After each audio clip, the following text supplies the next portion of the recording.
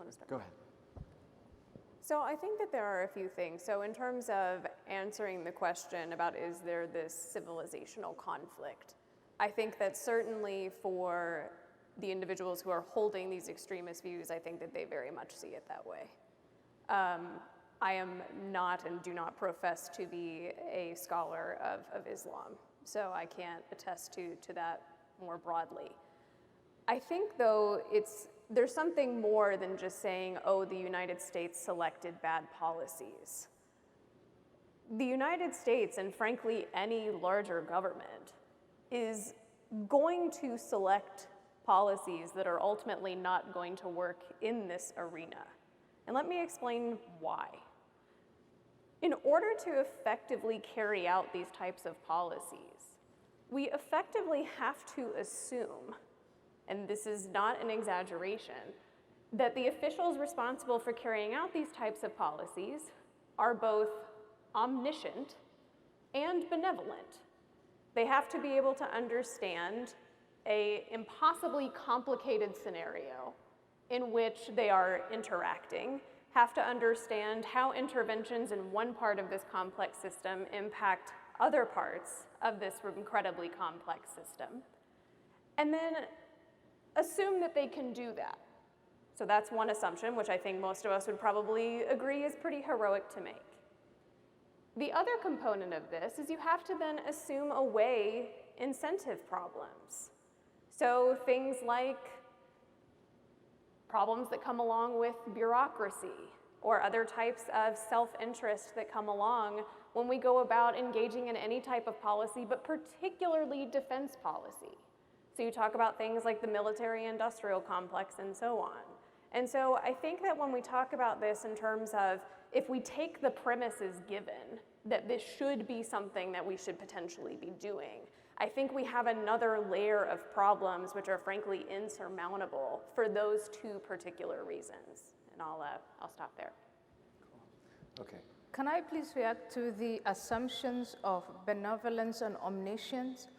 Okay, the omniscience bit, I would say in terms of how, let me take one step back and say, if you are a student of foreign relations, the most important principle that you're going to learn is that any nation, any given nation, will act first and foremost in its self-interest.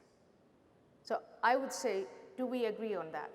So any given nation in relation to other nations will act or react in its self-interest. Then building on that,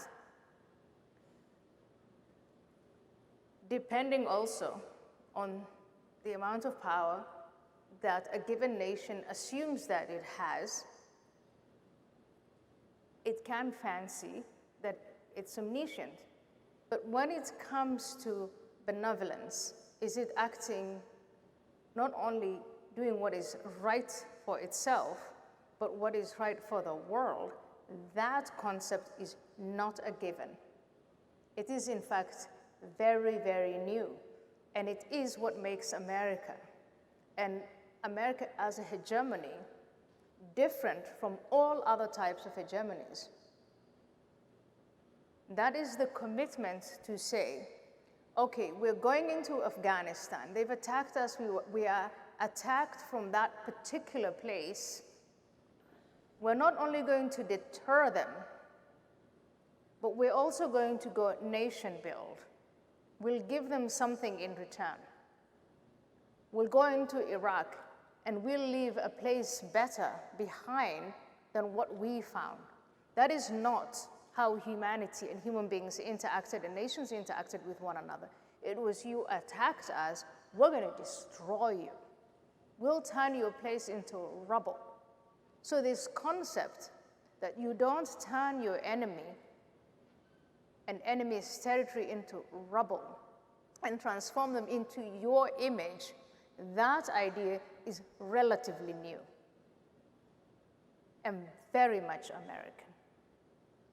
And the fact that in America, those policymakers made mistakes, huge mistakes, I concede hereby, that's a given.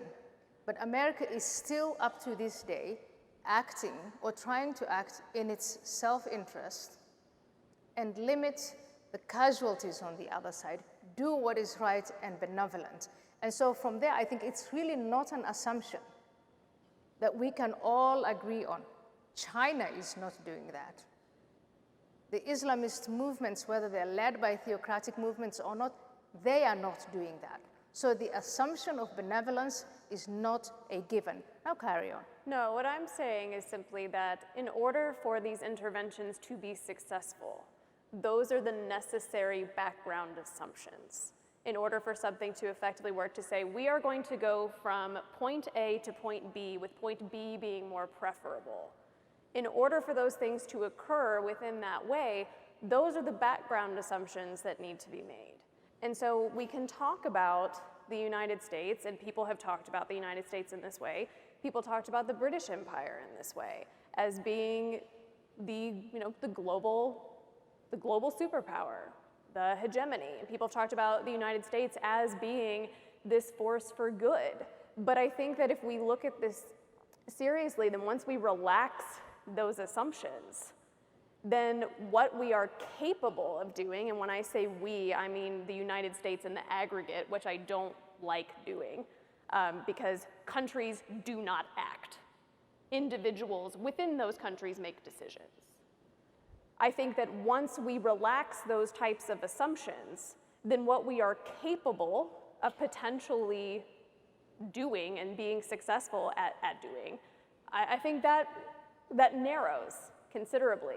And certainly in a success would be defined in a much narrower term than what people typically ascribe to it. So yeah, I'll just add a couple of things there. Yeah, I think first of all, it's a mistaken assumption that nations act in their best interest. They act in the interests of the people who are in charge of the government at any given time, who may or may not give a damn about their own country at all. And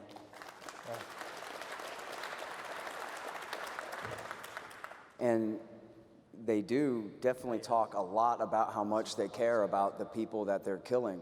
But let's get real, in the last 20 years, they've killed something like 2 million people in Afghanistan, Pakistan, Iraq, Yemen, Libya, Syria. We have a no-fooling genocide going on right now, backing the Saudis, the UAE, and Al-Qaeda in the Arabian Peninsula against their enemies in Yemen. That's not a mistake made by people who are trying to be selfless and benevolent and help the world. Those are very deliberate and extremely cruel choices that have been made.